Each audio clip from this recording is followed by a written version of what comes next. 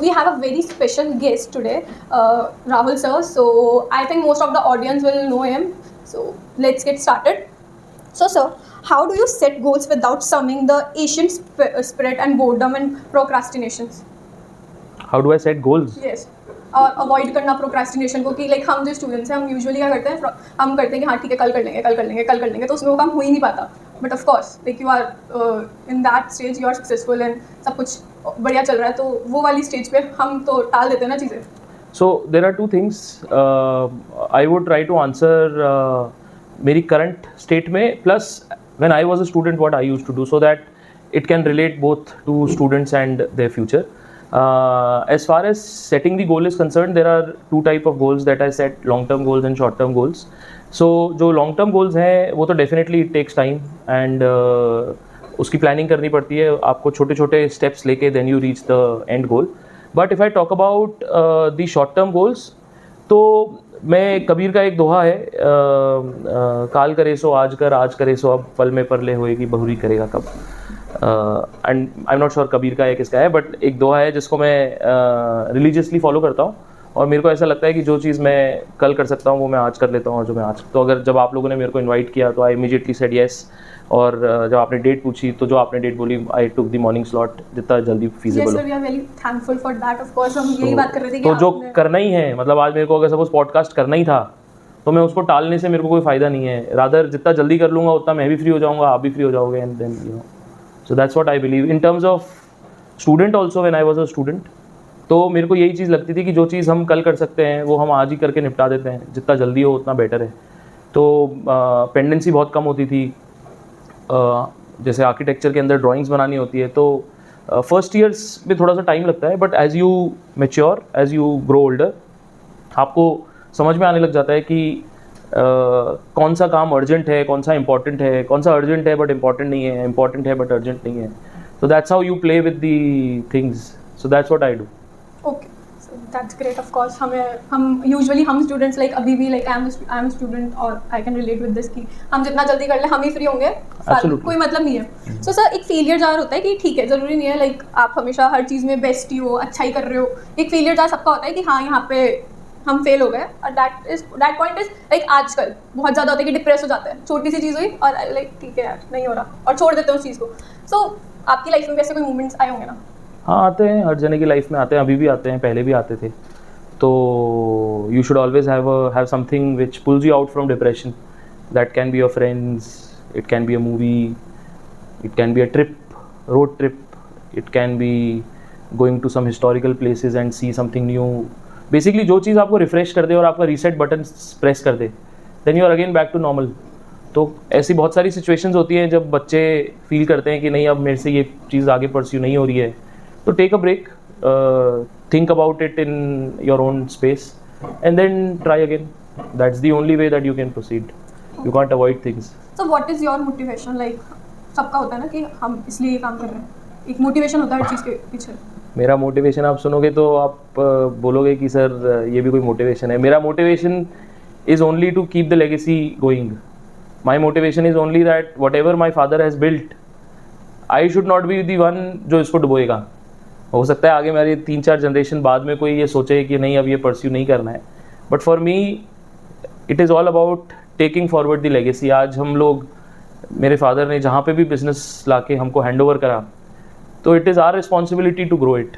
It is similar thing कि आपके parents आपको कोई चीज़ बोलते हैं कि बेटा ये चीज़ संभाल के रखना आप उसको कितना जेन्युइनली संभाल के रखते हो. तो आपका इंटेंट क्या है आपका इंटेंट उसको संभाल के रखना है या आपका इंटेंट उसको साइड करके और अपनी कुछ अलग डायरेक्शन में मूव करना है. तो my motivation is to keep that going और जो पूर्णिमा ग्रुप इस्टेब्लिश हुआ है उसको हम आगे बढ़ाएं ज़्यादा स्टूडेंट्स को बेनिफिट मिले अफोर्डेबल एजुकेशन का जो कि हमारा. वी कैन सी दैट कि हर साल इतने ज़्यादा बच्चे एडमिशन ले रहे हैं. Of course you are doing great. तो सर है ना लाइक आप हमेशा से क्लियर थे कि मुझे लाइक जो आपका फैमिली बिजनेस है उसको ही आगे लेकर जाना है या फिर आप कॉलेज में ऐसा आर्किटेक्ट थे और फिर यहाँ पे बिजनेस. सो मैं प्रैक्टिकली कॉलेज के 3rd ईयर 4th ईयर तक मेरे को नहीं मालूम था कि मैं क्या करने वाला हूँ बट मैं 4th ईयर में I went for an internship in Pune and 6 महीने की मेरी इंटर्नशिप थी, जो अकेडमिक्स का पार्ट होता है, मैंडेटरी इंटर्नशिप होती है. उसमें I realise how difficult it is to do a job, how difficult it is to run something on your own when you don't have money. और तब मेरे को ऐसा रियलाइज़ हुआ कि यार हम तो फिर भी बहुत कंफर्टेबल सिचुएशन में हैं, बिकॉज पेरेंट्स ने ऑलरेडी बहुत कुछ सेटअप करके दिया हुआ है. It is only you have to आपको बस स्केल अप करना है. आपको टीदिंग इश्यूज़ नहीं आएंगे. रेगुलर जो सेटअप करने में जो प्रॉब्लम थी वो फिर भी नहीं थी. तो आई थिंक 4th ईयर की उस ट्रेनिंग के बाद में आई रियलाइज़ कि नहीं, अपने लिए फैमिली बिजनेस ही सबसे बढ़िया ऑप्शन है. There is no point looking for jobs, there is no point starting something on your own. हाँ, जब जो ऑलरेडी इस्टेब्लिश चीज़ है उसको आप अच्छे लेवल पे ले आओ, स्टेबल कर लो, and you have enough money to invest in other business, then you can invest with your own money rather than taking help from your parents. तो सर ये आपकी अपनी चॉइस थी कि मैं अपने फादर के बिजनेस में जाना है. They didn't force you of parents कि हाँ अब जॉब नहीं मत कर, मतलब आपने अपने हिसाब का कोर्स पढ़ लिया. उनको भी ये मालूम था कि उनके पास ऑल्टरनेटिव्स नहीं है. अल्टीमेटली बच्चे 2 ही हैं, और फैमिली वैल्यूज़ आगे बढ़ाने के लिए फैमिली ट्रस्ट बहुत इंपॉर्टेंट है, एक दूसरे का ऑनेस्टी बहुत इंपॉर्टेंट है, जो नॉर्मली प्रोफेशनल्स में होती है, बट प्रोफेशनल्स में वैसा वाला ट्रस्ट नहीं होता जो फैमिली के अंदर होता है. तो इसलिए उनको भी ये मालूम था कि भाई eventually somebody has to take it forward. So me and my brother were the only options. Yeah.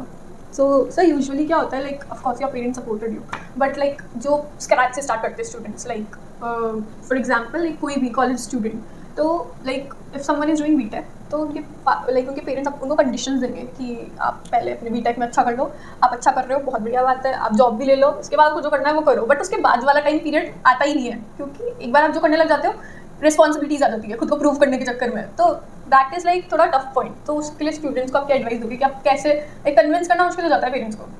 सी, मेरी advice is will be very, इसको मैं दूसरे तरीके से कहता हूँ कि मेरी एडवाइस किसी के काम की नहीं है, बिकॉज हर जने की family situation, upbringing, family atmosphere, parents के बिजनेसेस या पेरेंट्स की एम्प्लॉयबिलिटी डिफरेंट होती है. तो हो सकता है मेरे पे जो चीज़ अप्लाई हो वो हो सकता है सामने पे किसी जो इस पॉडकास्ट को देख रहे हैं उन पे अप्लाई डायरेक्टली नहीं हो. बट मैं सिर्फ ये कहना चाहूँगा कि हर व्यक्ति अलग है, हर सिचुएशन अलग है. Don't compare your self with others कि उसने ऐसा अप्रोच किया तो मेरी भी यही अप्रोच सक्सेसफुल होगी. आप अपनी लाइफ में जो भी चैलेंजेस आते हैं उनको आप फेस करो, उसको आप ओवरकम करो and proceed in life. On the spot आपको डिसीजन आपको खुद को लेना है. इस चीज़ को बिलीव करो कि जो डिसीजन आप ले रहे हो then don't regret that decision. अगर आपने डिसाइड करा कि नहीं मेरे को लेट्स से पढ़ाई पे फोकस करना है, तो फिर आप ये मत सोचो कि अरे यार काश बिजनेस कर लिया होता तो मेरी लाइफ बेटर होती.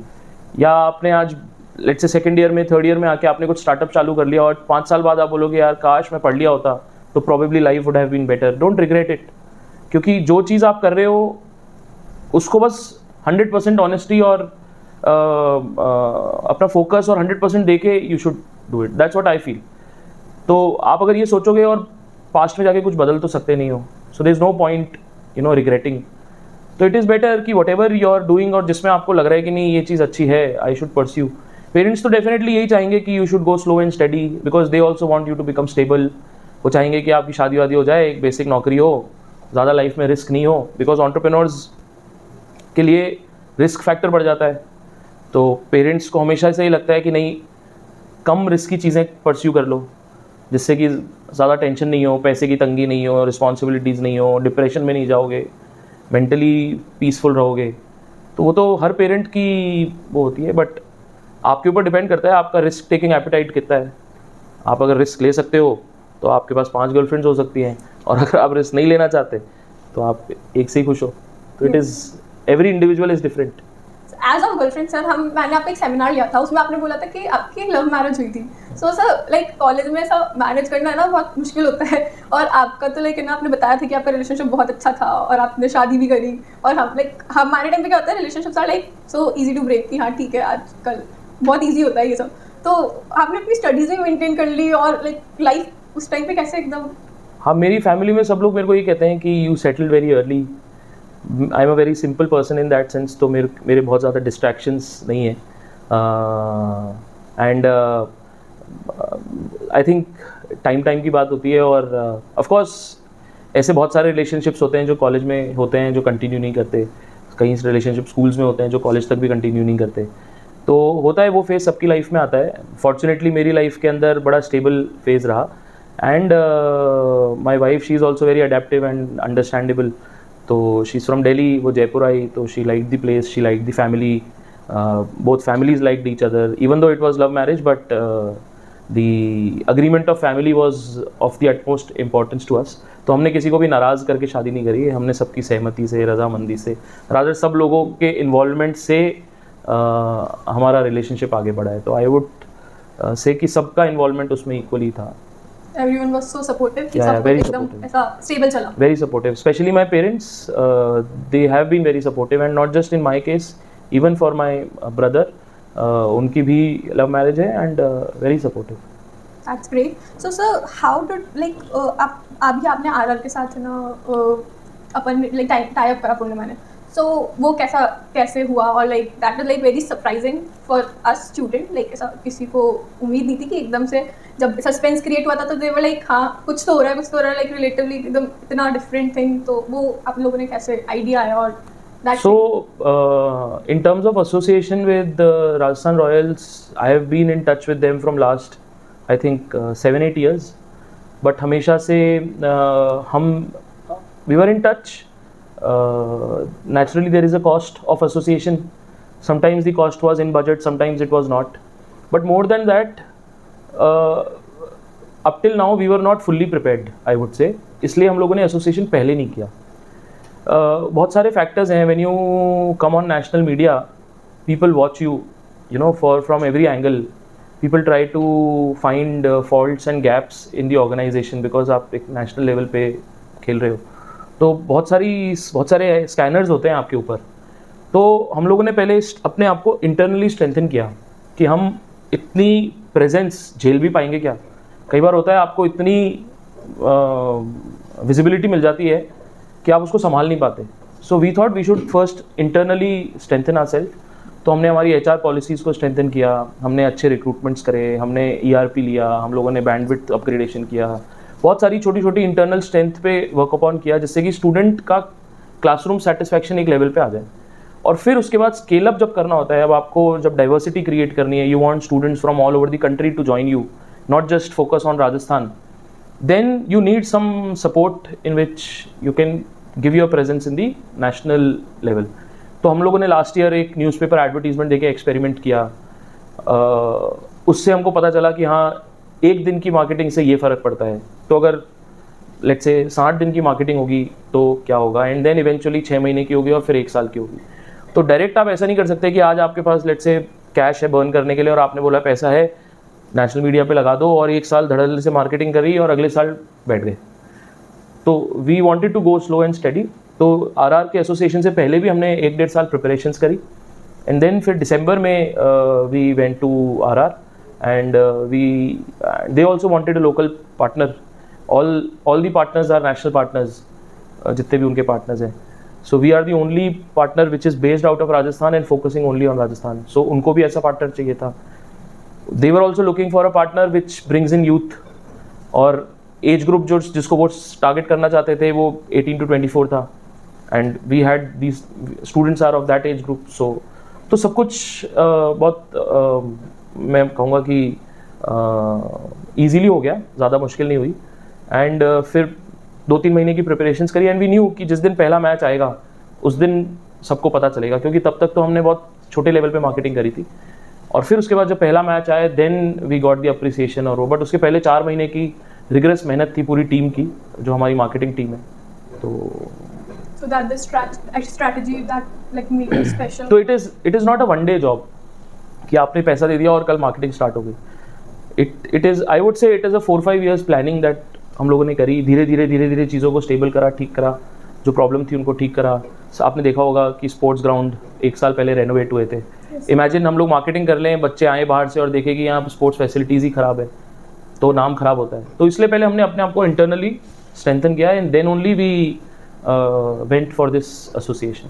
हाँ लाइक ऑफ कोर्स हमने बहुत सारे चेंजेस दिखे इन थोड़े से टाइम में कि इतनी जल्दी जल्दी सारा काम हो रहा है, even the renovation and everything. So sir what is the toughest moment? ऐसा नहीं है कि अगर है ना आपको पूर्णिमा लाइक सेकंड जनरेशन में मिल गया तो लोग ऐसा लगता है कि बहुत ईजी था, सेकंड जनरेशन में मिल गया, but what is the toughest moment कि जहाँ पे ऐसा लग रहा है कि यहाँ पे तो सेकेंड जनरेशन में सबसे जो डिफ़िकल्ट पार्ट होता है being a second generation entrepreneur is that लोगों का एक माइंडसेट होता है जो फर्स्ट जनरेशन के साथ अलाइंड होता है, और जो आपकी टीम होती है सेकेंड जनरेशन में क्या होता है, आप सिर्फ लीडरशिप बदलती है, सडनली पेरेंट्स से बेटे को रिस्पॉन्सिबिलिटीज़ आ जाती हैं, बट बाकी लोग वही रहते हैं, वो नहीं बदलते, उनका सेकेंड जनरेशन नहीं है, उनको वो तो अभी भी वही है. तो उन लोगों का माइंडसेट चेंज करना, that was the most time taking, not difficult नहीं कहूँगा, बट टाइम टेकिंग होता है. आप किसी भी व्यक्ति को ऐसे सडनली आपने आज ज्वाइन करा और बोलो कि भाई कल से आप जो है वो यूनिफॉर्म छोड़ना और आप सडनली वेस्टर्न कपड़ों में आने लग जाओ, तो it is a drastic change. कुछ चीज़ें ऐसी होती हैं जो ड्रास्टिकली करनी पड़ती हैं, बट माइंडसेट चेंज जो होता है वो धीरे होता है. It is a very slow and gradual process. और मेरे ख्याल से मेरी जो टीम है, जो हमारे कैंपस में लीडरशिप्स हैं, हेड ऑफ द डिपार्टमेंट हैं, I am grateful to them कि उन्होंने मेरे को एक्सेप्ट करा और मेरे पे बिलीव किया. तो मेरे लिए ज़्यादा डिफ़िकल्ट नहीं है, उनके लिए ज़्यादा डिफ़िकल्ट है. मैं तो I was just carrying forward what is already been setup, but उनके लिए एक नए माइंडसेट को एक्सेप्ट करना, एक नई सोच को एक्सेप्ट करना, जैसे आपने देखा होगा, आई डोंट नो आप कितना जानते हो पूर्णिमा के बारे में, बट पहले पूर्णिमा कॉलेज ऑफ इंजीनियरिंग में गर्ल्स हॉस्टल था, PIT, PGI और PU were all boys hostel. तो 3 बजे के बाद में प्रैक्टिकली 4 में से 3 कैंपस बॉयज़ कैंपस हो जाते थे और 1 कैंपस गर्ल्स कैंपस रहता था. तो वो एक फर्स्ट जनरेशन माइंडसेट था कि नहीं, this safety security of girls is very important, even though it is today. But gender equality की बात हो रही है आज की तारीख में सोसाइटी में. People want coed institution. धीरे धीरे आप देखोगे girls institutions are slowly converting into coed, या बॉयज़ जो हैं वो भी कोएड में जा रहे हैं. एंड पहले जो हिचक रहती थी लड़के लड़कियों को आपस में बात करने में, वो भी it has reduced a lot. एक ओपन सोसाइटी की तरफ वी आर मूविंग. तो हम लोगों ने ये चेंज किया कि गर्ल्स हॉस्टल जो है तीनों कैंपसेस में हो, बॉयज़ हॉस्टल भी सारे कैंपसेस में हो. शाम के टाइम पे boys and girls should reside in the same campus, and they should know what are the ways of living with the opposite gender. आपको eventually most of the people get married, they have to live with some person from other gender. So adapt जितना जल्दी कर लोगे उतना आप life में जल्दी settle होगे, जल्दी आप. तो वो डिसीजन था, बहुत सारे लोगों को अजीब सा लगा, बच्चों को अजीब सा लगा जो उस टाइम रह रहे थे, बट उसके बाद जब धीरे धीरे टाइम आगे बदला तो सब अडेप्ट हुए. एंड आज देख लो, गर्ल्स हॉस्टल का मेरे को मालूम नहीं, बट बॉयज़ हॉस्टल तो फुल रहते हैं. यस, गर्ल्स हॉस्टल भी अब फुल रहते हैं एक्चुअली में.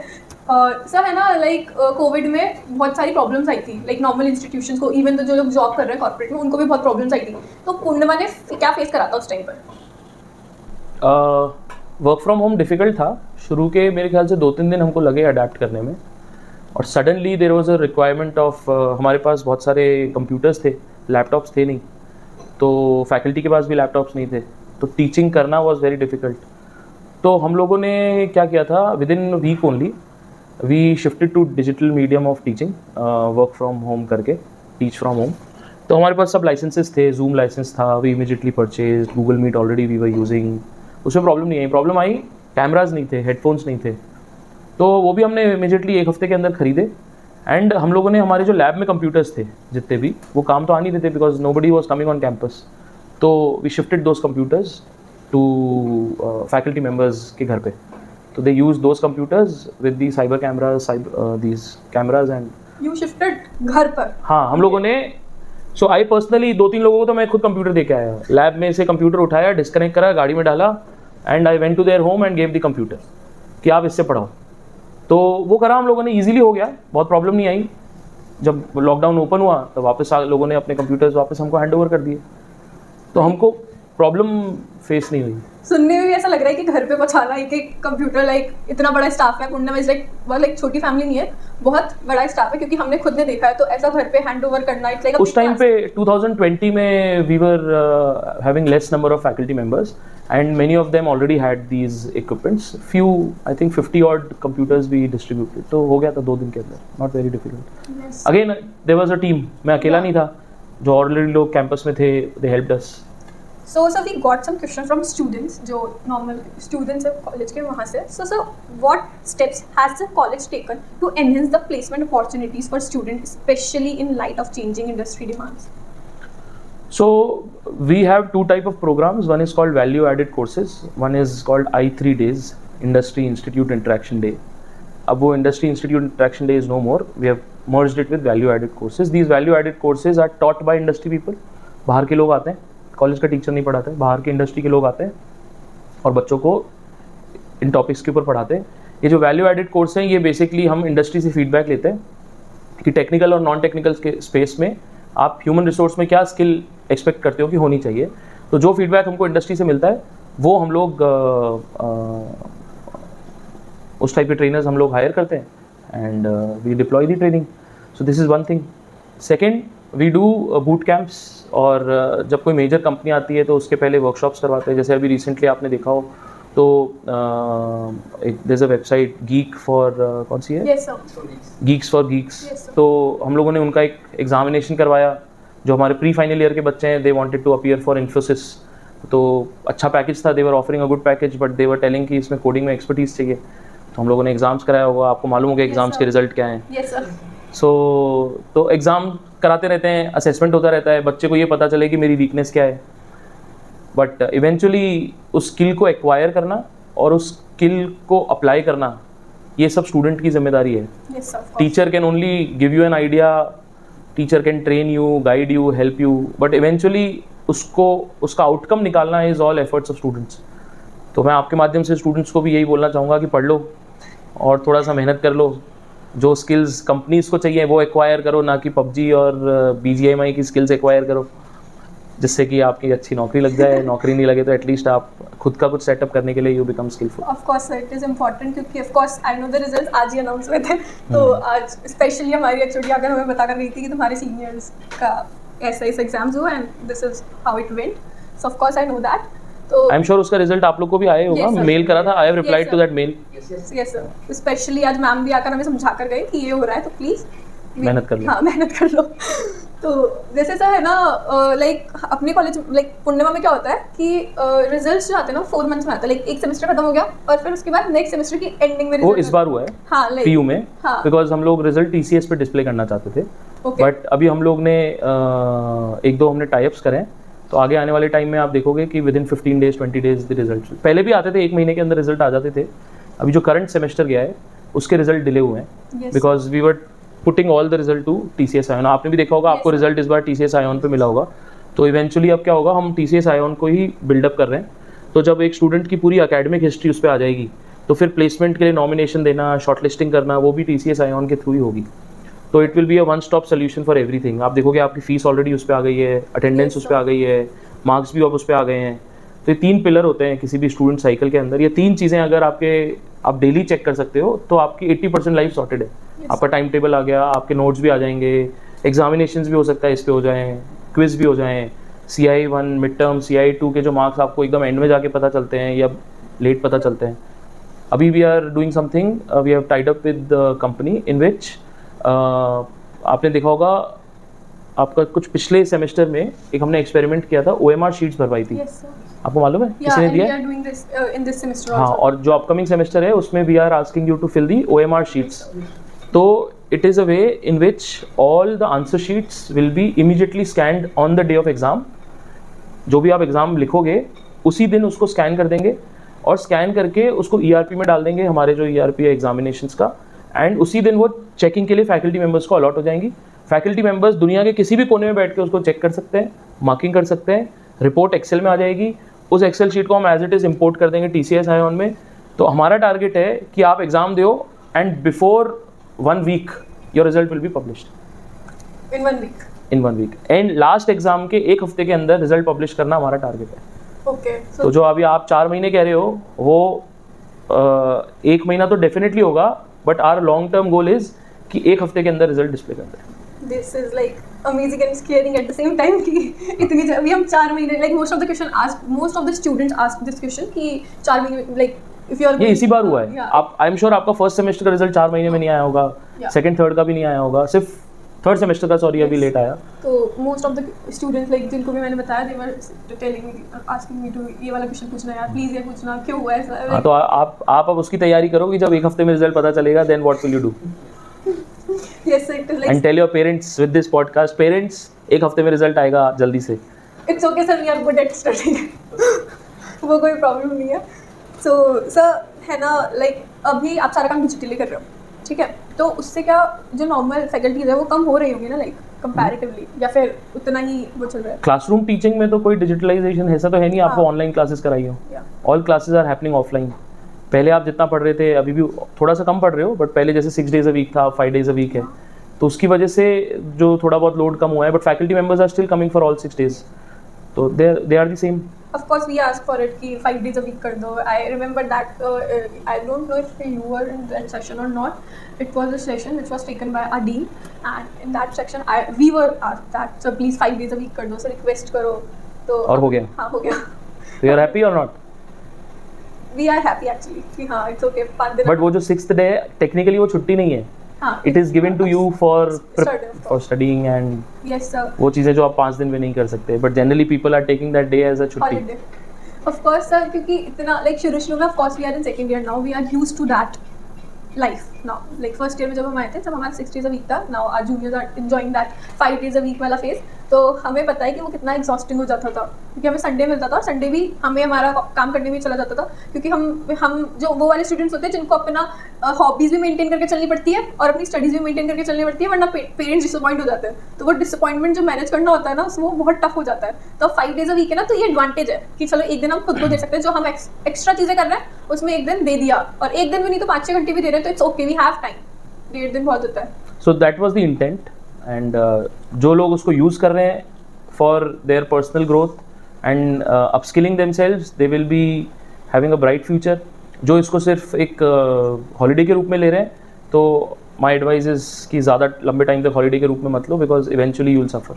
Of course it is like हमारे लिए ही करा गया, हमारे लिए हुआ ही है, क्योंकि फैकल्टीज तो आ ही रही है। एब्सोल्युटली। सो सर ये like personal question है which I wanted to ask कि पूर्णिमा even though JECRC like बहुत ज़्यादा competition रहता है, तो कभी ऐसा नहीं होता कि है ना like students के बीच में है ना बहुत ज़्यादा harshness रहती है इस चीज़ को लेकर? हाँ like JECRC like not our friends but JECRC के other students से बात करेंगे they were like पूर्णिमाइट्स and like JECRC के हैं, और वो वाला टर्म सही नहीं रहता। उसके चक्कर में बाहर बहुत बार ऐसा हो जाता है like जो environment होता है वो ख़राब हो जाता है एक बहुत बार। इवन दो ऐसा नहीं है, अवेलेबल रहते हैं DSW सर हमारे, वो हमेशा अवेलेबल रहते हैं इस चीज़ को लेकर, वो बहुत परेशान रहते हैं इस चीज़ को लेकर, मैंने कई बार देखा है। तो उस चीज़ को लेकर थोड़ा रिजॉल्वमेंट और लाइक जो वो चीज़ें हैं। So it is a cultural difference. हर आप देखोगे चेन्नई की फ़ैन फॉलोइंग अलग है, बॉम्बे की फ़ैन फॉलोइंग अलग है, यू नो। सो दोनों के अपने अलग अलग फैंस हैं, दोनों अपने ऑर्गेनाइजेशन और अपनी टीम के लिए कमिटेड हैं। तो ये तो नेचुरल फिनोमिना है। आई मीन इसमें मैनेजमेंट और कॉलेज कुछ भी नहीं कर सकता। हाँ ऑफ कोर्स स्टूडेंट का रादर मैं तो कहूँगा ये स्टूडेंट का अटैचमेंट और प्यार है कि हाँ। अगर वो ऐसे समझते हैं कि नहीं हम पूर्णिमा के and the other person is from, हाँ हम तो विच इज़ गुड, अच्छा है ना। हाँ बट सर कई बार ना ये चीज़ बहुत ज़्यादा वायलेंट हो वायलेंट हो जाती जाती है। है, दूर रहो। हाँ ऑफ कोर्स वही कर सकते हैं, बट है ना जिसको जो एग्रेसिव है, जिसके अंदर इतना एड्रेनल है, उसको मैं यही बोलूँगा आप स्पोर्ट्स खेल के अपनी एनर्जी चैनलाइज करो। अपनी जो नेगेटिव एनर्जी है, जो लड़ाई झगड़े में आप स्पेंड करते हो, utilise that same energy into sports. Probably the sports team will have a better result, because हमको स्पोर्ट्स में भी ऐसे एग्रेसिव लोग चाहिए होते हैं। अमेरिकन फुटबॉल खेलो, उसमें खूब मार धाड़ है, खेलो पेलो उसके अंदर हेलमेट पहन के घुस जाओ, वहाँ करो ना लड़ाई। सड़क पे लड़ने से क्या होगा? बेस्ट वे है वो एक्चुअली में। हाँ। तो सर है ना, जैसे अभी क्या हो रहा है, AI का पूरा टाइम है, हर जगह AI। तो इससे क्या हो रहा है, जो लाइक हायर करते हैं कंपनी लाइक HR, वो थोड़ा ज़्यादा एक्सपेक्ट करते हैं स्टूडेंट से, क्योंकि ऑफ कोर्स तो आपको नहीं लगता कि कहीं ना कहीं है ना ये लाइक स्टूडेंट्स के लिए डिक्रीजिंग फैक्टर है कि AI ही सारा market like hand over like पूरा वो कर रहा है?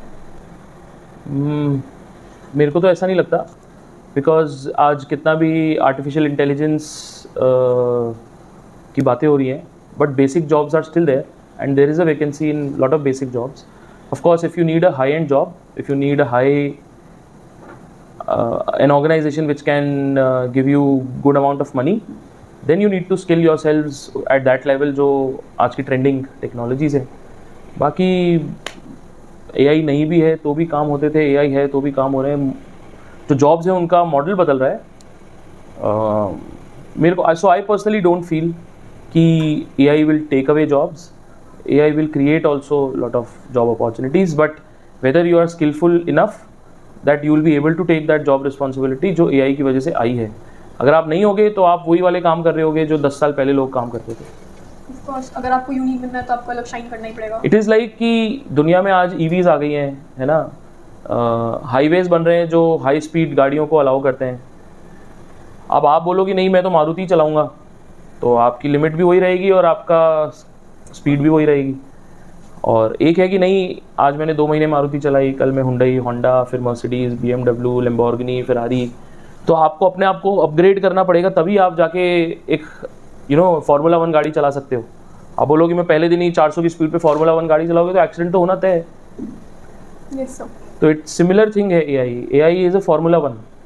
ठीक है, आपको मारुति चलानी नहीं आती और आप बोल रहे हो कि AI जॉब ले रहा है, AI जॉब ले रहा है. अरे तो पहले गाड़ी तो चला ले, लाइसेंस तो ले ले, फिर बात करना फार्मूला 1 की. तो सिमिलर कंसेप्ट है, मैं इसको इस तरीके से देखता हूँ. ओके, आपने बहुत अच्छे एग्जांपल से समझाया. लाइक ऑफ कोर्स हाँ, आपको जब बेसिक ही नहीं आता तो आप AI से कैसे कम्पीट करोगे? Of course that thing. भाई आज AI के अंदर क्या होता है, डेटा एक बेसिक चीज़ है. ठीक है ना. उस डेटा के बेसिस पे मशीन एल्गोरिथम से कुछ प्रिडिक्शंस करती हैं कि भाई अगर आपने लेट्स से 500 बच्चों को दाल पसंद है तो 501वें बच्चे को भी दाल ही पसंद होगी. तो दैट इज़ AI कि आपने उसमें डेटा इनपुट किया और उसके बेसिस पे उसने फ्यूचर प्रेडिक्ट कर लिया. ठीक है. बट अगर किसी व्यक्ति को जो AI के बारे में सोच रहा है, अगर उसको माइक्रोसॉफ्ट एक्सेल में सम और सबट्रैक्ट करना ही नहीं आता, तो आप डेटा की जब आपको एंट्री नहीं आती है, आप कोडिंग के अंदर लेट्स से 100 लाइन का कोड आपको लिखने में प्रॉब्लम आ रही है, तो आप AI की बात ही नहीं कर सकते ना. You are not skilled enough to talk about AI. आपको बेसिक्स ही नहीं है. मैं स्टूडेंट्स को ये कहता हूँ कि बेसिक्स तो क्लियर करो पहले. आज हमने देखा आप सुबह से लाइट से जूझ रहे थे. प्रॉब्लम क्या थी? एक MCB ट्रिप हुई थी. That was the problem. और सारी हाई एंड बातें कर ली, JVVNL को फ़ोन कर लिया, इलेक्ट्रिशियन को फ़ोन कर लिया, सबको फ़ोन कर लिया. फाइनली प्रॉब्लम का सोल्यूशन क्या था? बहुत छोटी सी प्रॉब्लम थी. लाइक कोई कॉमन सेंस था. मतलब लाइक कहावत है, common sense is very uncommon in common people. So of course we actually talked about that कि और आधे फेज में लाइट नहीं आ रही थी, तो ऑफ कोर्स ये कोई बहुत माइनर सा इशू था. क्योंकि अगर पूरे कैंपस में लाइट आ रही है और थोड़े से एरिया में लाइट नहीं आ रही तो ये बहुत माइनर इशू होगा. तो बट ऑफ कोर्स हाँ, मतलब ये तो इंडिया में बहुत कॉमन प्रैक्टिस है. अपनी लाइट जब जाती है तो सबसे पहले आप ये चेक करते हो पड़ोसी की आ रही है या नहीं आ रही. ऑफ कोर्स अभी भी नेचुरली आप कैसे कितनी ही अच्छे एरिया में रह रहे हो, बट अगर आपके घर में लाइट नहीं है, इवन दो जनरेटर्स है, कुछ भी है, लाइक पर आप ये चेक करोगे कि सामने लाइट आ रही है, वरना हमारे घर में दिक्कत है. और अगर नेचुरली गई है तो फिर ठीक है, कोई बात नहीं, सब भी गई, उसमें सेटिस्फेक्शन रहता है. तो like sir, how Purnima group incubation centres PU Incent PIAC fire while create a startup ecosystem for respective campuses? So our idea is to basically give students an opportunity to start something on their own, and for which we have created these incubation centers. At the moment these are only in advisory role. अभी तक हम उस stage पे नहीं आए हैं जहाँ पे we are funding these kids, but soon we will reach that stage. Until then we want people, जैसा मैंने आपको बताया कि पैसा देना बहुत आसान है, बट आप उस पैसे का सही उपयोग करो, उसके लिए आप केपेबल हो या नहीं हो. तो आज अगर मेरे को लेट्स से इंक्यूबेशन सेंटर में 10 स्टार्टअप्स मिलते हैं और सब बोलते हैं हमको 1-1 करोड़ रुपए चाहिए, तो मेरे को तो क्या करना है, चेक ही फाड़ के देना है. ठीक है. बट आपकी टीम उस चीज़ के लिए रेडी है क्या कि आप उसको बचा पाओगे? आप में उतना मेच्योरिटी, आप में उतनी कैपेबिलिटी है कि आप उसको सही उपयोग में ला पाओगे? तो इसके लिए हम स्टेप बाय स्टेप चल रहे हैं. हम पहले इंटरनली अपने आप को स्ट्रेंथन कर रहे हैं by creating these incubation centres in which we are guiding students what challenges they will face when they do the business on their own. And जब उस मेच्योरिटी पे आ जाएंगे दैट या जो स्टार्टअप्स काम कर रहे हैं वो इतने मेच्योर्ड हैं कि वो सीड मनी का दुरुपयोग ना करें, तब हमको अगर लगेगा और हमारे पास फाइनेंशियल स्कोप होगा तो we will fund them. Eventually that is the goal, but again that is a long term goal. Yes, so like in Purnima University we have Incent and we were also using that. But क्या होता है ना, everyone not support that, क्योंकि even though teachers भी यही सोचते हैं हमारे बच्चे पढ़े, ठीक है वो स्टार्टअप कर रहे हैं, वो दूसरी चीज़ में दिमाग लगा रहे हैं, गुड, बट पढ़े. तो लाइक हमें सबसे ज़्यादा जिन्होंने सपोर्ट करा, I want to take his name, Prateek sir, उन्होंने बहुत सपोर्ट करा। हम ऑफ कोर्स वो हमेशा हमें बोलते थे स्टडीज़ में मार्क्स कम मत होने दो, बट जो तुम्हें करना है वो कर लो, क्योंकि फर्स्ट ईयर में एकदम आप एकदम फ्रेश होते हो कि हाँ ठीक है, कोई प्रेशर नहीं होता। थर्ड ईयर में हमारे ऊपर प्रेशर रहेगा, हमें जो करना लाइक हमारे ऊपर प्रेशर रहेगा कि हाँ अब आपको ये चीज़ करनी ही है। First second year is like experimental years होते हैं जिसमें आप स्टडीज़ और ये सब चीज़ें मेंटेन करके चल सकते हो।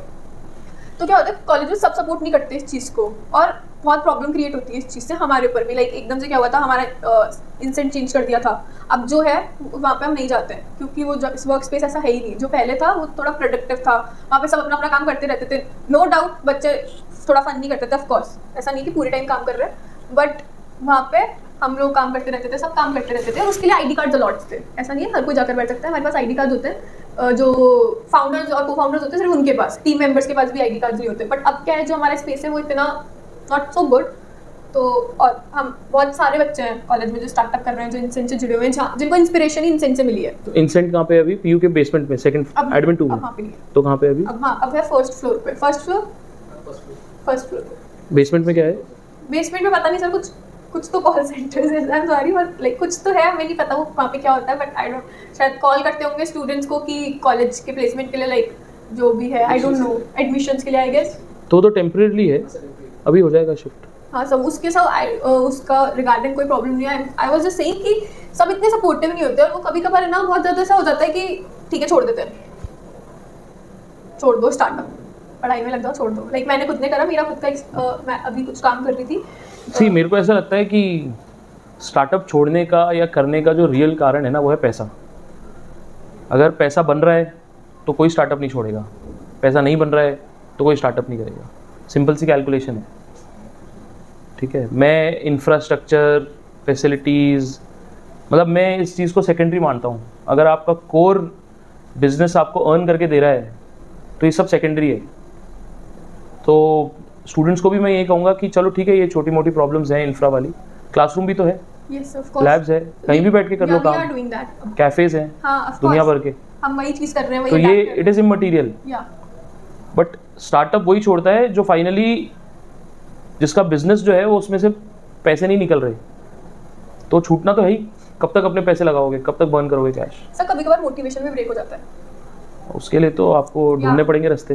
हाँ वही, ऑफ कोर्स कभी कभार ऐसा होता है कि आपका मोटिवेशन भी ब्रेक होता है। कहीं आप अर्न कर रहे हो, बट क्या होता है ना, लोग इतना वो कर देते हैं कि क्या ही कर रहे हो, नहीं तो ज़्यादा अर्न नहीं कर रहे इसका मतलब। हाँ ऑफ कोर्स, बट ठीक है, इनिशियल स्टेज पे आप क्या एक्सपेक्ट कर सकते हो ना, स्टूडेंट ही तो है। क्यों, मेरे बैच में 1-2 लोग ऐसे थे जो सेकंड ईयर थर्ड ईयर में फ्लाइट से ट्रैवल करते थे अपने पैसे में। इसका मतलब आप सही बिजनेस नहीं कर रहे हो। अगर आप 100 रुपये लगा के और 2-3% ही कमा रहे हो, तो आप इतना 100 रुपये तो एफडी में डाल दो ना, 8% तो वहीं से रिटर्न मिल जाएगा, 6%, 7%, 8%, कुछ भी करने की ज़रूरत नहीं है। जब तक बिजनेस 30% रिटर्न नहीं देना तब तक बिजनेस करना ही नहीं चाहिए, ये मेरा मानना है। कोई भी बिजनेस हो, 25 से 30% रिटर्न आए तो ही वो बिजनेस है, नहीं तो वो तो सोशल वर्क है। समझ रही हूँ मैं आपकी इस बात को। और कोई भी जना जो स्टूडेंट बिजनेस कर रहा है, अगर वो नहीं कमा रहा तो उसको सोचना पड़ेगा कि वो क्यों नहीं कमा रहा, और अगर नहीं कमा रहा तो दूसरा बिजनेस चालू करे। बट सर जैसे आप समझा रहे हो इस चीज़ को, मतलब of course every individual is different, I am not saying कि हाँ आप समझा रहे हो वैसे दूसरे लोग भी समझाए, नॉट, बट ऐसा भी नहीं होना चाहिए ना कि ठीक है। आप मेरे को बताओ कौन व्यक्ति बिजनेस छोड़ेगा अगर उसको 100 रुपये के अगेंस्ट में 150 रुपये मिल रहा है? फैक्ट मैं समझ गई वो वाली चीज़। एक गोलगप्पे वाला आज की तारीख में रेडी लगा के अगर काम करता है, आप देखोगे कितनी मार्केट के अंदर आप जाओगे, इतनी सारी पाव भाजी वाले, रेडी वाले सब होते हैं, ठीक है। ये वही काम करते जाते हैं 20 साल 25 साल, क्यों करते हैं? Because they are earning profit. कमा रहे हैं इसलिए करते हैं। जिस दिन नहीं कमाएंगे उस दिन क्या करेंगे? छोड़ देंगे बस। वो जना बेवकूफ़ है जो नहीं कमा रहा फिर भी वही काम करे जा रहा है, तो वो तो सोशल वर्क ही हुआ ना। Of course. Like, अगर आप कोई प्रॉफिट नहीं कमा रहे तो it is a social work, आपका इंटेंट नहीं है उसको ग्रो करना। हाँ, like टाइम पास। हाँ। Okay, so what strategies do you recommend to entrepreneurs to maintain their mental health, well-being and to grow their business? Mental health और motivation दोनों एक जैसी चीज़ें हैं। Yeah. आप डिप्रेस्ड हो तो आपकी मेंटल वेलनेस जो है, मेंटल हेल्थ जो है वो कम ख़राब होगी, डिटोरिएट होगी। आपका माइंड जो है वो पीस पे नहीं रहेगा, आपको अलग अलग ख्याल आएंगे, और हो सकता है आप उस लेवल पे चले जाओ कि आपको एंटी डिप्रेशन टैबलेट्स लेनी पड़े। तो उसके लिए तो मैं यही बोलूँगा कि आप अपना मोटिवेशन हाई रखो, डिप्रेस मत हो, चीज़ों को रिफ़्रेश करो, रीसेट करो, बोर हो रहे हो तो चीज़ें चेंज कर लो, मूवी देख के आ जाओ, थोड़ा राइड कर लो, घूम लो, फिर लो। अगर आपको किसी व्यक्ति से बात करने से मोटिवेशन मिलता है तो आप उस व्यक्ति से बात करो। हर जने की इंडिविजुअल नीड्स हैं, बट आपको बहुत प्रैक्टिकल होना पड़ेगा और ऐसा होना पड़ेगा कि भाई do everything independently as if you are, because ultimately you are responsible for your own life.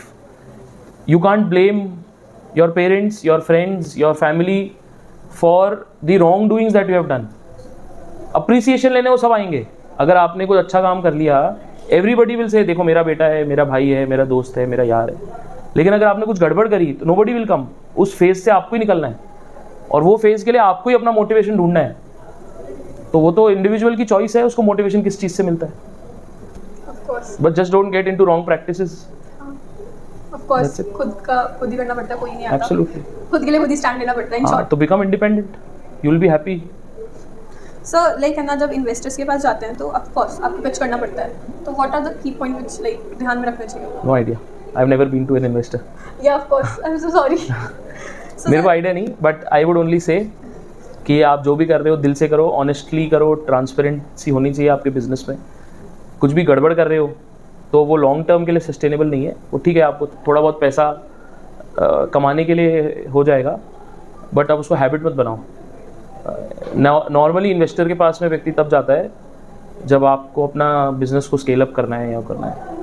मेरे को समझो ऐसा लगता है कि इन्वेस्टर के पास तब जाना चाहिए जब, रादर मेरे को तो मैं अलग तरीके से सोचता हूँ कि there are financial institutions which can give you money to scale up.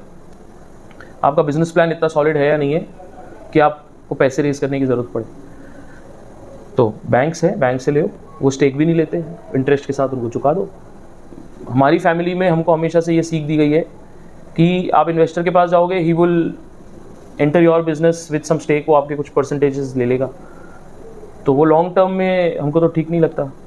Very conservative बढ़िया फैमिली से वी बिलोंग टू, नॉट बढ़िया but we are from that mindset. हाँ, तो हम कभी गए नहीं, और अगर कभी गए भी हैं तो नॉट फॉर इक्विटी, बट हम डेट रेज करते हैं, इंटरेस्ट से पैसा वापस चुका देते हैं और we are free. Okay. So sir, there will be some fun question, and after that we will be wrapping that.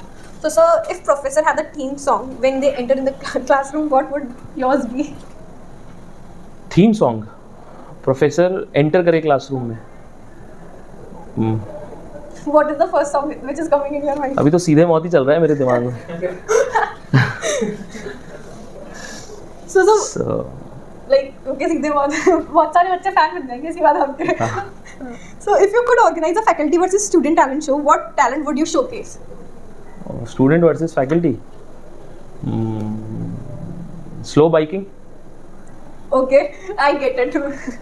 So sir, if you could have a dinner with any celebrity, who would it be and why? Celebrity. Mahendra Singh Dhoni. Sir मेरे दिमाग में भी यही चल रहा था। Y तो बताने की जरूरत ही नहीं है। वाई तो बताने की जरूरत ही नहीं है। What would you want to be when you were a child, and how does it compare to what you are doing now? I always wanted to become a fighter jet pilot. मेरे को aeroplanes बहुत अच्छे लगते थे बचपन में। मेरे को हमेशा लगता था कि मैं एरोप्लेन्स उड़ाऊंगा। बट 11th-12th में मेरे को ये रियलाइज़ हुआ कि उसके लिए फिज़िक्स चाहिए होती है और बहुत पढ़ना पड़ता है। तो 12th क्लास में मैंने वो सपने छोड़ दिए। मैं बोला नहीं, हमसे नहीं हो पाएगा। देन आई वांटेड, तो वो तो बचपन में तो यही बनना चाहता था, बट फिर उसके बाद में architecture was something which was close to my heart because my father is also an architect and I have been raised in an architects family. तो then I wanted to do architecture, और architecture करते करते I realised I have to enter into family business. So और अब मैं अगर देखूं कि मेरी एस्पिरेशन जो थी उसको मैं कैसे रिलेट करता हूँ अपने बिजनेस में, तो मेरे को ऐसा लगता है कि मेरे में आई एम कंपैरेटिवली डिसिप्लिन्ड। मेरे में थोड़े बहुत कैरेक्टरिस्टिक्स और बिहेवियरल वो हैं जो डिफेंस पर्सनल में होते हैं। I am generally punctual, I am on time, I am very adaptable, I take care of my team members in my, so I जो भी डिफेंस फोर्सेस की जो लाइफ होती है मैं उससे बहुत इंस्पिरेशन लेता हूँ मेरे को ऐसी मूवीज़ देखने भी अच्छी लगती है, जैसे लक्ष्य हो गई, Lakshya is one of my favourite movies. तो I draw inspiration from the defence personnels and that helps me on day to day basis. So who is the weirdest person you meet in your life? कि ये वाला इंसान तो याद ही रहेगा भाई, कैसे इंसान से मिल गए? अब बहुत है ऐसे, बहुत लोग आते हैं. एक इंसिडेंट सर जो आप शेयर करना चाहोगे, जो ऐसा इन रियल ऐसा फनी हो कि ये क्या ही हो गया था, क्यों मिले हम? नहीं, ऐसे बहुत लोग हैं जो डिस्कशन करने आना है, they call I want to discuss, आ जाओ, but then there is no outcome of the discussion करते हैं, चले जाते हैं. बहुत सारे ऐसे बच्चे हैं जो लिंक्डइन पे, इंस्टाग्राम पे मेरे को हाई भेजते हैं, मैं भी उनको हेलो भेज देता हूँ, फिर उसके बाद बात खत्म. तो मतलब I respond to every email और एवरीथिंग. तो वियर्डेस्ट तो ऐसे बहुत होते हैं, मतलब मैं तो ऑलमोस्ट डेली ऐसे 2-4-5 लोगों से मिलता हूँ. फिजिकली नहीं मिलता हूँ तो एटलीस्ट कॉन्वर्सेशन तो होती है. और अभी रिसेंटली जैसे IPL वगैरह चल रहा है, तो ऐसे ऐसे लोगों को भी फ़ोन आते हैं जिनने 10 साल से बात नहीं करी, और वो राइटफुली पास मांगते हैं कि sir please keep 2 passes for me for the RCB match. तो मैं उनको ये बोलता हूँ कि sorry, everything is sold out and given to students and faculty members. तो ऐसे बहुत लोग आते हैं. लेट मी टेल यू क्या होता है, जब आप हेलो भेजते हो ना, तो वो दिखाते हैं अपने फ्रेंड सर्कल में, देखो हाय हेलो रिप्लाई है मेरे पास. उसमें क्या है? So that is the thing what is happening. उसके बाद तो कोई बात ही नहीं है ना, वो आपसे क्या बात करेंगे, बस खुश हो जाते हैं. So sir, thank you for joining us. It is like very great. Welcome and thank you so much for inviting me, and looking forward to see this podcast very soon. है ना, थोड़ा सा इसको एडिट कर देना, जो चीज़ें गलत बोली उसको छुपा देना. And but thank you so much and all the best for your studies. S18 form में कोई दिक्कत आए तो let me know, I can sign it for your behalf. ठीक है, चलो, गुड, ऑल द बेस्ट.